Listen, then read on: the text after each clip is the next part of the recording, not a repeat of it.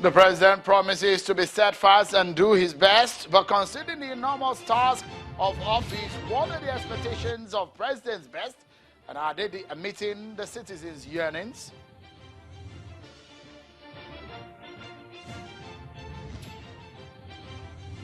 And the leader of the Islamic movement of Nigeria, Sheikh El-Zazaki, appears to have been out of prison on bail and perhaps now is in the air headed for India for medical treatment.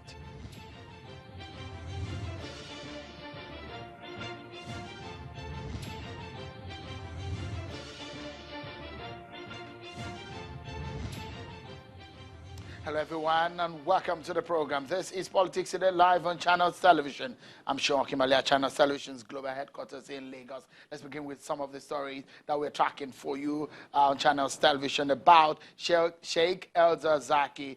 There are now clear indications that he has left the shores of Nigeria. The leader of the Islamic movement of Nigeria, Sheikh Ibrahim El-Zazaki, and his wife Zainab departed the Nnamdi Azikiwe International Airport, Abuja, to India for medical treatment.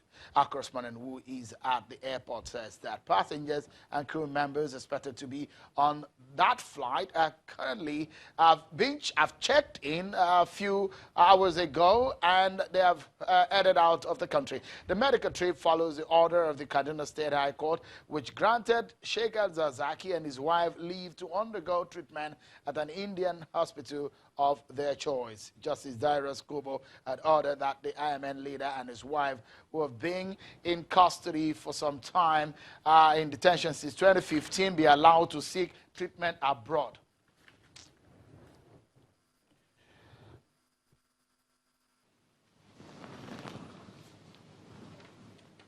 To Abuja for his eventual trip to Delhi in India for medical treatment is granted leave by a Kaduna State High Court. I cannot give a particular departure time, but we hope the trip will successfully take place today. We are therefore very grateful to all those who have contributed in one way or the other for this successful trip. Well, let's get to our conversation for tonight, everyone. Well, we deal with some of the messages coming from President Muhammadu Buhari. His solemn message, he did say that he's going to be steadfast and he will do his best for the country. Let me allow you to listen to that message from President Buhari from yesterday. I will remain steadfast. I mentioned how when I came in uniform much younger, I arrested people and put them in detention and said they are guilty until they can prove themselves innocent. And we put an investigative panel almost based on the geopolitics of the country. And the governors, the ministers then who were found not accountable, they were made to return to the government. But in the end, I too was arrested and detained. But this time around, we made sure that we introduce treasury single account, whichever money is driven is put there, and then it's going out will be watched by the Attorney General and the Accountant General of the Federation. So we are doing our best within the system, and we are remaining steadfast. That's the president's message on Salah. He said he will remain steadfast. He will do his best for the country. The APC and President Buhari have promised the next level agenda. They said they want to consolidate on what they started in the first term. And what are those things that they've promised? Let's take a look. It's broken down into about 5 key points. Issues of jobs, issues of infrastructure, the promise roads, rail, broadband connectivity, the issues of power. They said they're going to fix it. They said business, entrepreneurship, development, they're going to work on it. And the fourth one, the human capital enhancement services, healthcare, education. They said they're going to dwell on those. And the fifth one is political inclusion. They said they want to achieve 35% in female appointments when they get into the second time, more youth appointment for board, special monitoring program in governance with young graduates working with ministers and other senior government appointees. So look at that breakdown there. If you look at it, from the issues of jobs, they said 1,000 Empire graduate skill up to 10 million Nigerians under a voucher system in partnership with private sector. Jobs in school feeding program, 9.2 million to the next level of 15 million, 300,000 extra jobs to be created for vendors and farmers. On infrastructure, they said they will complete the second Niger bridge. They will complete the Lagos-Ibadan-Kano rail, complete the Eastern rail. They said they will do broadband coverage to 120,000 kilometers of fiber network. They said they want to achieve a minimum of 1,000 megawatt new generation incremental power capacity per annum on the grid. So much to talk about. Let's get to it, everyone. My panel tonight have Mr. Joe Igbokwe, he's the spokesperson of the APC in Lagos, and Mr. Ken Okolugbo, he's a political analyst and also a chieftain of the PDP. Thank you so much, gentlemen, for coming on tonight. It's always my pleasure, Sean. Let me ask you, you belong to the opposition, and from your own, as a political scientist also, when you hear what the president said yesterday, that he's steadfast and he's going to do his best, how does that come to you? Well, at this point, President Buhari has always repeated that message. I was cracking a joke with my friend outside before we got in. I said, oh, if we're going to talk about Lagos today, I'll have an uphill task. But if we're going to talk about Abuja, I will take you to the cleaners. We just joked about it. What am I saying here? At least for the first time, he didn't take us down the route of 6 months. So I'm looking at it objectively to appoint the ministers. He has appointed ministers within 2 months of being sworn in. But by the time he swears them in, he would appoint the portfolios. But looking at it holistically, I heard him talking about the treasury single accounts. That was something he achieved in his first tenure and not in the second tenure. He talked about appointing women. I'm taking all the things you said, women and youths in his cabinet. The last time I checked, I think it was only Festus Keyamo that was below 50 among the appointees. The ministers are not even up to 12 women. Festus is 12 women. Festus is not 40. No, he's below 50. Below 50. Festus, I think, is 50 or 51. No, he's not 50 yet. Oh, really? He's below 50. And that's the only person. There is a woman who is not 50 yet. That's a youth. But what is a youth? In Nigeria, youth is from 35 below, not 35 upwards. You can't even equate people like us as youths who are getting there to beyond the level. So what am I saying? He didn't even appoint the 12 women or 13 women, so to say. He said he was going to appoint. He assured his party. I'm taking the promises as they have come, but I think it might be too early to judge him on the second tenure, in terms that it's 3 months down the line.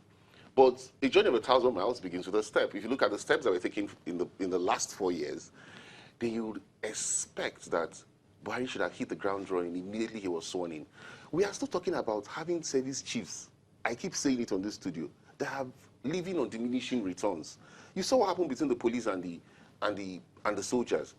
Men that have been tested, men that have busted a lot of serious kidnap cases, were killed in cold blood. A committee is set up.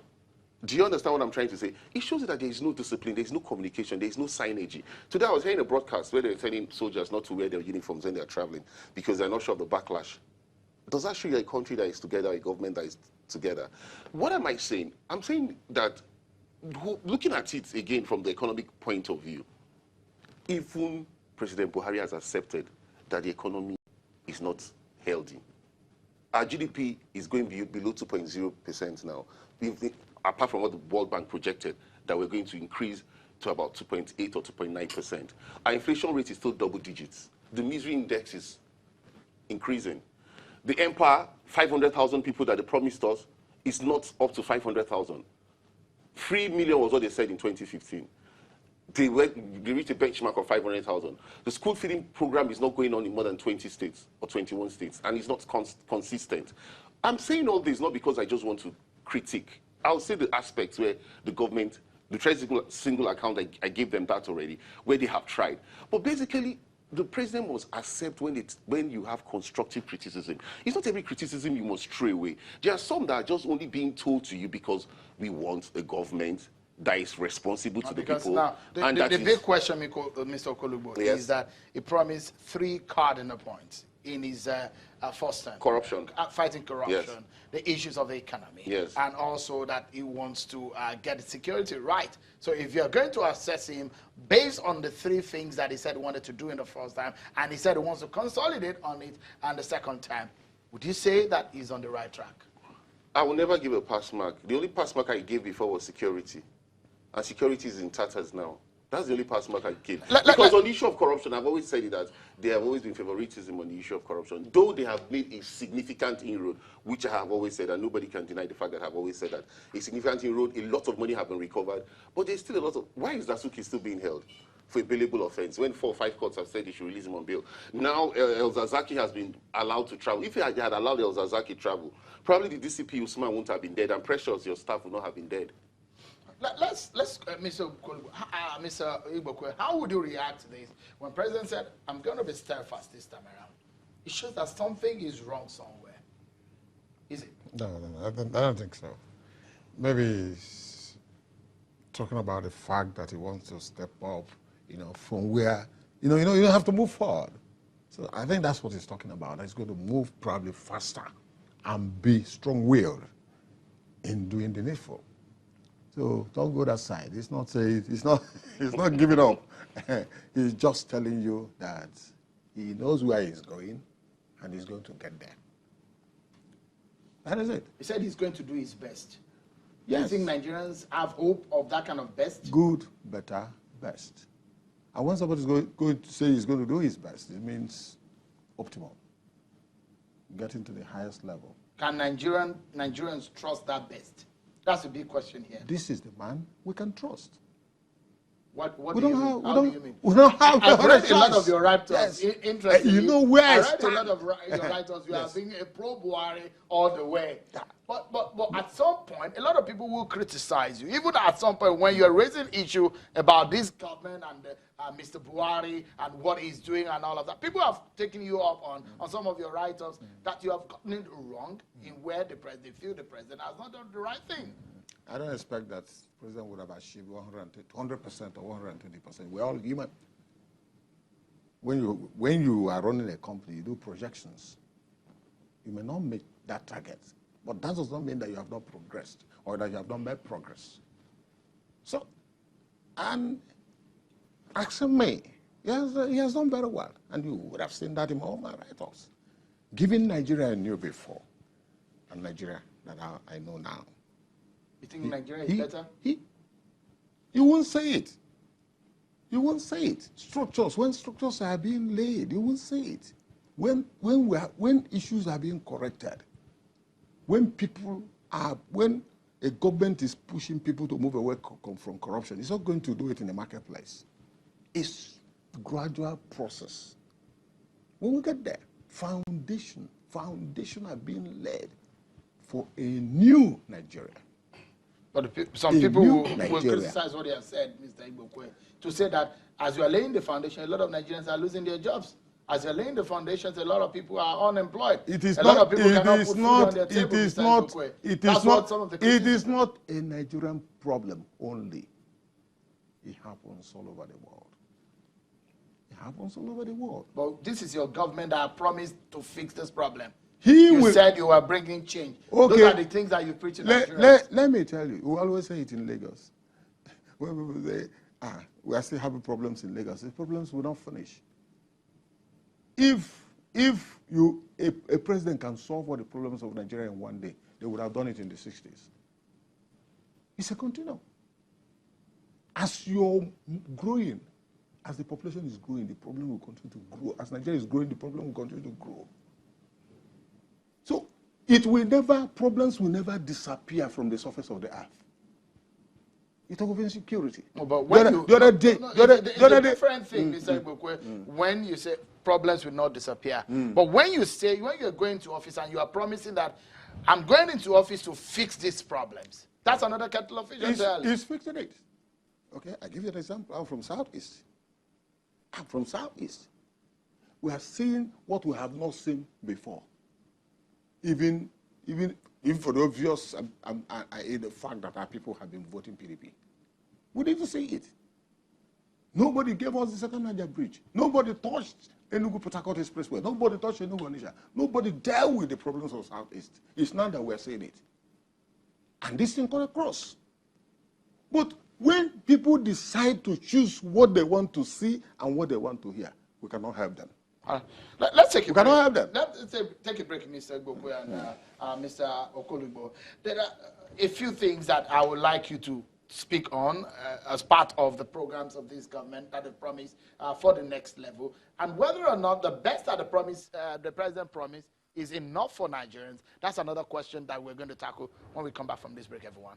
Join us again. Politicians in some part of the world will tell you, take me by my words. My promise is my bond. Can we say that of this present government? When the president said, I am steadfast and I will give my best. Let me show you some of the words of this government. They call it next level. That is the agenda for the second term. Take a look, everyone, what they have promised. And I categorize them into 5 major headlines. Look at it. They said they will provide jobs. Skill up 10 million Nigerians under a voucher system in partnership with private sector. Next level is to engage 1,000 N-Power graduates. Anchor borrower scheme to support inputs and jobs to 1 million farmers. Agricultural mechanization policy with tractors and processors to create 5 million jobs. Another area is the issue of infrastructure. They promised that they are going to complete Second Niger Bridge. They said they are going to complete rails. They said they are going to make sure that they will do 120,000 kilometers of fiber network across Nigeria. They said they are going to fix power, 1,000 megawatt new generation incremental power capacity per annum on the grid. These are promises made by this government on the issues of they also promise issues of health, education, and inclusion in government, where they said to achieve 35% in female appointments, more youth appointment for boards, special mentoring program in governance with young graduates working with ministers and other senior government appointees. These are some of the promises made by the present government. How far? Is this best enough for you as a Nigerian? My panel tonight, they've been discussing this. Mr. Joe Igbokwe is the spokesperson of the APC in Lagos. He's one who has written so passionately about President Muhammadu Buhari in support every time. And Mr. Ken Okolugbo is a member of the PDP and a political analyst. Thank you so much, gentlemen, for coming on tonight. You heard some of the things that Mr. Igbokwe said. Yes, I listened with very rapt attention. And if you look at some of the promises, those 5 points that have been made are some of the consolidation agenda for the first term. Are you impressed? I'm definitely not impressed. But you know, one good thing is, you know, when you're defending something that is very difficult to defend, Mr. Igbokwe is doing, Mr. Igbokwe is doing very absolutely well, and I must commend him. You know, he's very brilliant. You can't take that away from him. And certainly, one thing I must say is, if you look at all what you listed, the president has never gone to cut any tip. I stand to be corrected. He goes to the states to commission projects. He goes to APC states. He's even gone to employ into commission projects, a PDP state. Have you ever seen the president cut this tape? Fashola calling the president to say, come and cut this tape. This road is commissioned. No, the Kaduna rail. That was our project. But you did not finish it, did you? The only thing we didn't put were the lights. No, that's not true. That was the only thing we didn't It wasn't completed. We had brought the coaches. We had brought the coaches. We had done the rail. In fact, Amici accepted it now, Shimu. No, there's no. I'm not disputing the fact that that project has been done to a large extent. But I'm saying it wasn't completed. So are you against the fact that this government is a continuum? But that was the only tape he cut. No, but you said that there was no tape. You remember now there's another airport tape. No, you're acting like a lawyer. No, I'm just asking. My role here is to be acting like a lawyer. But what I'm saying is that when I mean tape, I mean for his own project, he started from the beginning. I give it to him, the Ibadan Railway project. That is the one that's going to run to Kano. It's something that was started in its infancy in the last government, but he started the whole project. But he told us it was going to be completed 2 Decembers ago. I was on this studio with Femi Adesina when he said it was going to be completed December 2018. And I said it was not going to be completed December 2018. Are we not in 2019? I am not a prophet of doom. All I'm saying is that this government has not brought up a track record. You banned 41 items. Now it's 44 items that should not be able to access Forex.